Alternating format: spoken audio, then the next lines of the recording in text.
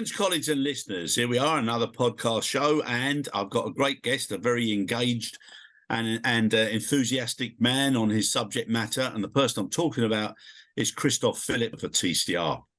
Kristof, lovely to see you again. Likewise. But it's an absolute pleasure, and I know what's coming because I know how passionate you are. So I think without further ado, we'll kickstart and get you into your full speed. So first of all, Kristof, so many people now are talking about a subject matter that they feel they have to talk about, and in many cases, and with no disrespect to anybody, there's a lot of ignorance and confusion, and people are just not aware. They just know that they have to get on board the green train. So what I'd like to start with is, firstly, what does decarbonization actually mean? Well, it's an interesting question, because often when we work with an airport or an airline or a handler, it's a question that very few people can easily answer. If you ask the question to 10 people, most people will say decarbonization means electrification. And it's something that I personally feel very frustrated about, because there is a lot more that you can do than just electrify fleet, because we're talking about GSC in this instance. But next to the electrification, there are solutions like hydrogen, there are solutions like HVO, SAF for airplanes, but there is a multitude of technologies as well as means that can allow you to reduce or actually render zero your carbon footprint. And this is, for me, fundamental, because if you only focus on one single solution, which seems to be the case for today, we just buy electric, then I think people will underestimate the impact it will have. One is there is no certainty around the sustainability of the technology itself. Yes, it exists for many of the different families, but will it be the sustainable solution for the longer future? And in order to have everyone electrical on the ramp or on the apron, you'll need a lot of investment in infrastructure. So will that infrastructure and investment be worth the money, knowing that other technologies will be spearheading and will actually come very, very soon to fruition, and then actually will render an alternative to electrification. So for me, this is really, really important. Why do you think?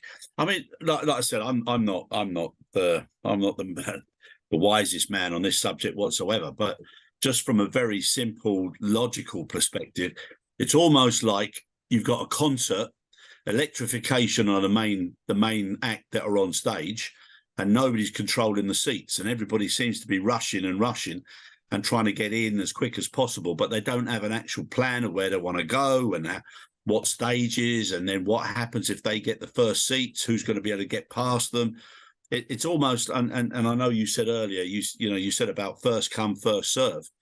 If there's limited amount of charging points or whatever, and somebody just decides to go for it, or somebody decides, I think this is going to be a great opportunity for the future, I've got lots of cash, I'm going to buy as much electric equipment as possible, then what does everybody else do? Well, it's exactly one of those challenges that I see, because there are some standard challenges that everyone will know about. It's standard, and everyone will be confronted with the same. But if you take a step back and you say, indeed, when you talk about first come, first serve mentality, the reality is there are only two solutions. The person that is first will buy electrical fleet and will have the infrastructure that is readily available at the airport today.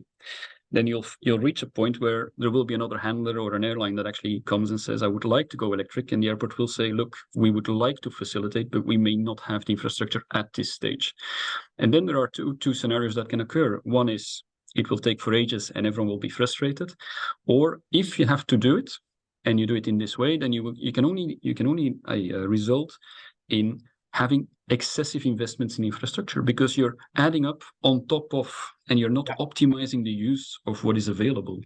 And that is, for me, fundamental. We've had some discussions with airport owners, shareholders of airports and holding groups. And sometimes people say, yeah, but we just want to do it quick. But again, my grandmother, she was a very nice lady, and she told me that even you have to live well, you have to spend well, but you have to spend wise. Yeah. And it's something I've always remembered. And sometimes I feel that we're losing that kind of element in the discussion of decarbonization, because it's almost like a hype or something fashionable these days. Yeah. And people made commitments, and they started with, I'll be carbon zero by 2040. And then another one said, I'll do it by 2035 and 2030. And the only problem is that people start to realize now that if you really want to be truly carbon zero, it is a massive challenging exercise. And it's not just going to ask the airport to come to the table, it's asking the airport, the airline, the handler, the OEM, and actually everyone that is involved in the stakeholder, as a stakeholder in the community, will have to come together and find a common solution.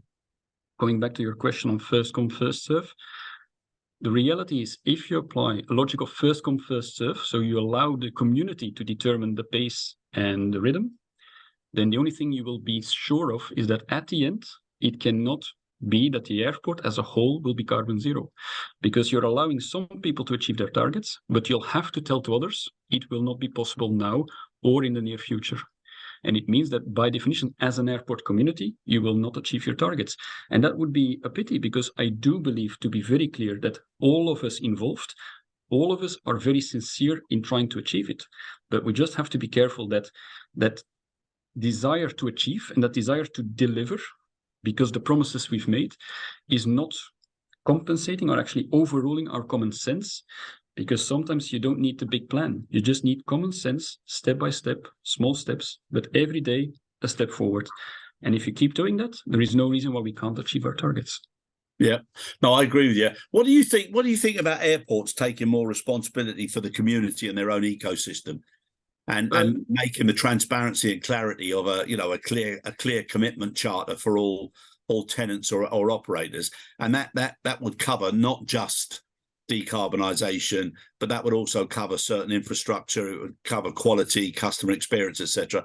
I just think airports now, they really, really need to focus on bringing that community together and having, one song that everybody understands how to play and how to sing. Well, it's a given that the airport, of course, has an instrumental role to play, but very important to say, they will not be the single responsible people to get it solved.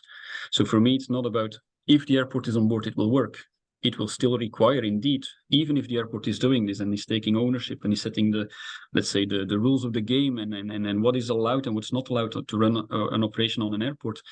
Even if that's the case, then it will not work unless handlers, airlines all come together and align. The main challenge you will see is that, and I think Schiphol is a very concrete example, they're extremely, let's say, ambitious in their plans to go green. Partially also because it's with strong commitments from the government that actually enforces kind of the community to go quick. And so I think it has an advantage in the sense that you will see that things will change in a rapid way, but it will come at an immense cost. And so the question is, in the end, who will carry that cost? Because we have to be realistic. Any solution that you will implement, we always put it against what we call our apron trilemma. What is the scoring on the affordability, the availability of the solution, and the reliability of the solution? And sometimes it's a bit like saying something that's disrespectful or unholy, but if you want to go green, I personally sincerely believe in going green and decarbonization. I commit to it, I'm passionate about it, but we should not ignore it has to be going sustainable should be in a sustainable way, and sustainable also economically. Because in the end, it's all commercial businesses that want to be sustainable, but also need to exist as a company in the next 10 years. And so that's the balancing exercise that is really, really complicated. It's also linked to one of the topics that we get a lot is where people say, we should just buy all electric. And I keep telling them, I said, okay, that's one of the options, fair enough. Assume that electric is the right thing. And what about conversion? Because you still have a fleet of assets that has a certain value and you've invested in them. So what are you going to do? Just write them off, sell them in a market where no one wants diesel anymore? It's not going to be that likely and that easy. So why not convert? And then people say, yeah, but again, and this is where we talked very briefly about the hype and the concept of the hype in the market. Most of the conversion projects we've seen, where we see specialized companies that build kits that actually help convert assets from diesel to electric, they will focus on, for example, a lithium solution, a lithium battery solution. Again, my question would be, why?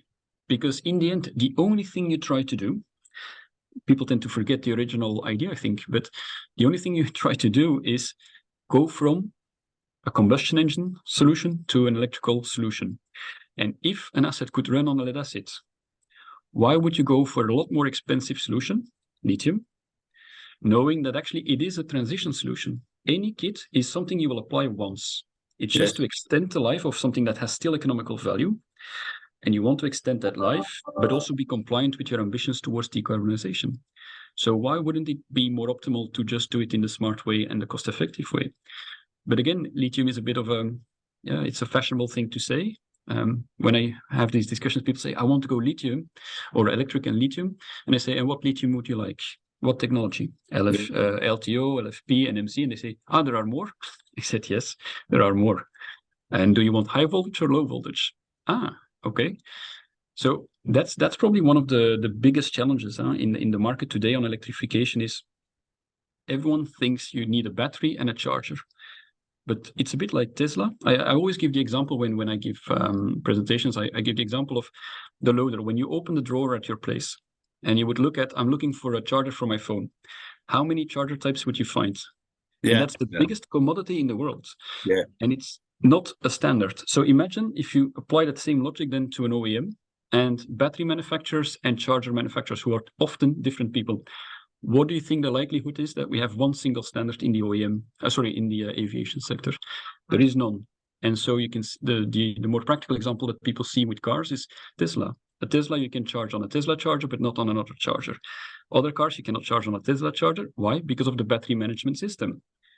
Is it technically possible? Yes, but they're not designed to allow you to do it. And you will find exactly the same in the aviation sector when you find those solutions. And I think this is the challenge that an airport, an airline, and a handler will be confronted with.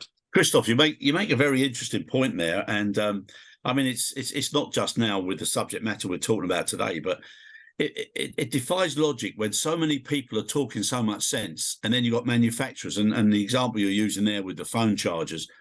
Why on earth do they not get together and say, look, let's make it easier for the consumer, easier for the user, and let's do the right thing? Because it's madness, all these different connections and different connectivity and limited use. It really is. It's crazy.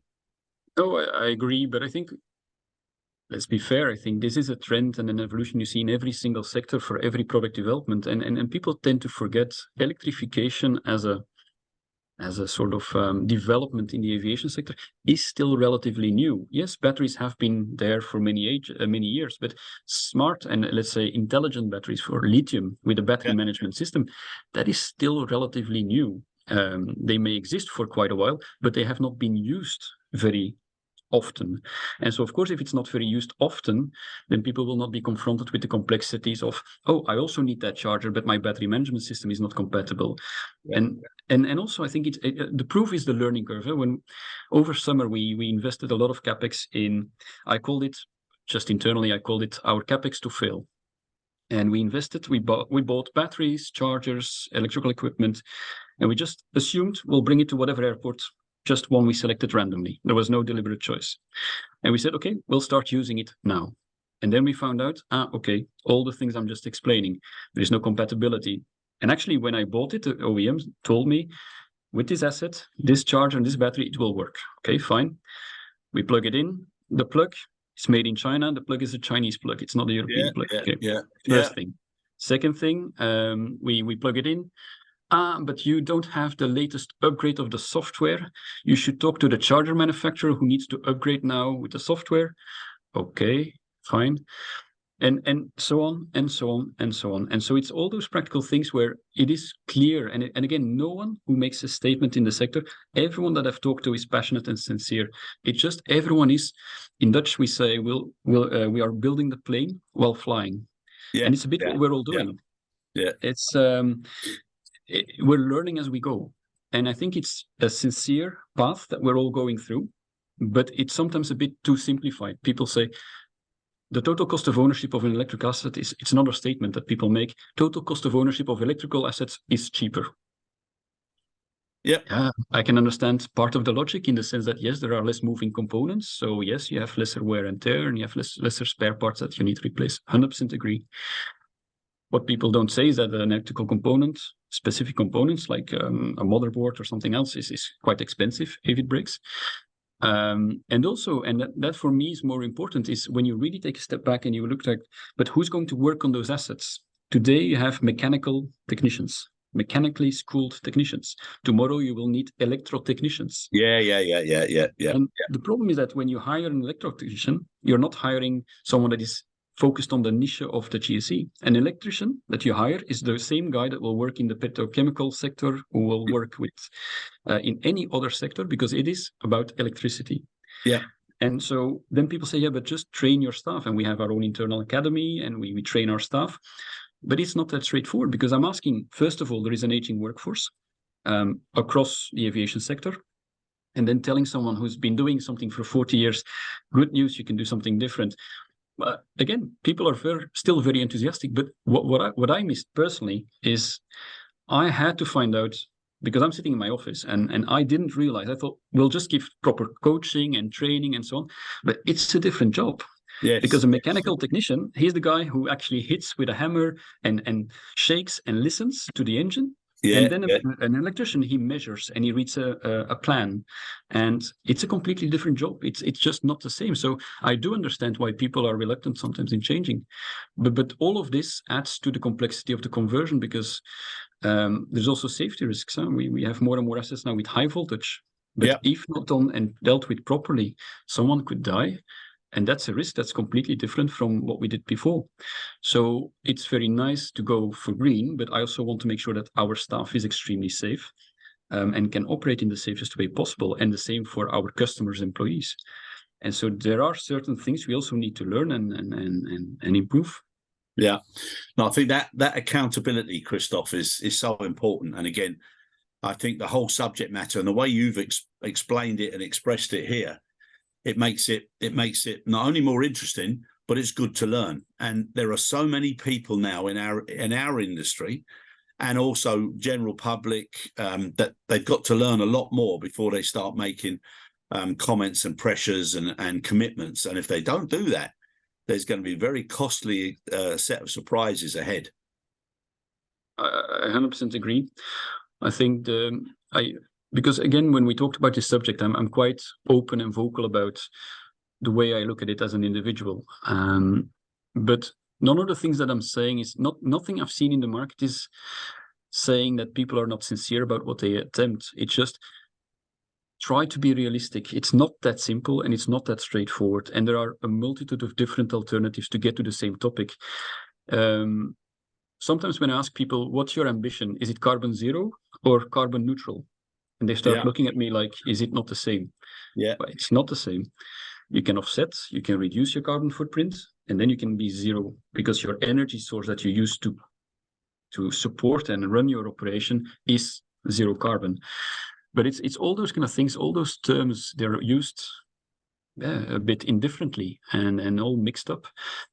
It's going back to the question, and I always joke about it, but I keep telling people, if you just want to be green, and you want to be green tomorrow, paint your assets green. And marketing-wise, every person in the world will believe that the asset is green. And to put it in perspective, why I'm saying this, because I have had so many interesting discussions with airlines, airports, and it's interesting because the more you talk to people, the more you learn and understand what their challenges are and why. Because for everyone, it's slightly different in a different way at a different moment in time. But there was one person who told me, he said, look, tomorrow we can run all our GPUs on HVO, but look, it's not like when you have an electrical GPU, people see it's electrical. I said, why do you think that? Because of the wrapping, because someone put a leaf on it and the clouds. Then we'll put a leaf and a cloud on the GPU that is running on HVO and say, look, this HVO is, by making this choice, saving you X amount of CO2 or this amount of whatever. But this is branding and marketing. That's a different thing. But it's just sometimes it's that perception, that hype that makes me a bit afraid, if I'm honest. You're 100% right. And do you know something? I know Salem is listening there in the background. Kristof, we keep these sessions short, but you've got such a wonderful way of putting it across. What I'd like to do is I'd like to have maybe 1 or 2 follow-ups on specific subject matter, because I've learned a lot, and I've learned from listening to you where we've crossed paths before. And if you don't mind, I'd love to invite you back on. I'd like to do one session on the dangers of the branding and marketing, and also a couple of the other areas which I think will help clear this subject matter up for a lot of people. So, Kristof, it's been an absolute pleasure. It's lovely to see somebody so passionate, not only about their products and their business, but also about helping people understand more about those products and business. So thank you so much. No, thank you for facilitating and allowing us to have this opportunity, because, as you said, it's the more we can talk about it, the more we share ideas, the more we share experiences, because we learned most by making mistakes, unfortunately. Yeah. But as long as we can share then that experience of failing, yeah, then at least others can avoid. And I think that would be a massive step forward. Yeah, I 100% agree. And believe you me, I've failed many times, but you have to keep learning every day. Kristof, it's an absolute pleasure, sir. Likewise. Thank you. Bye-bye.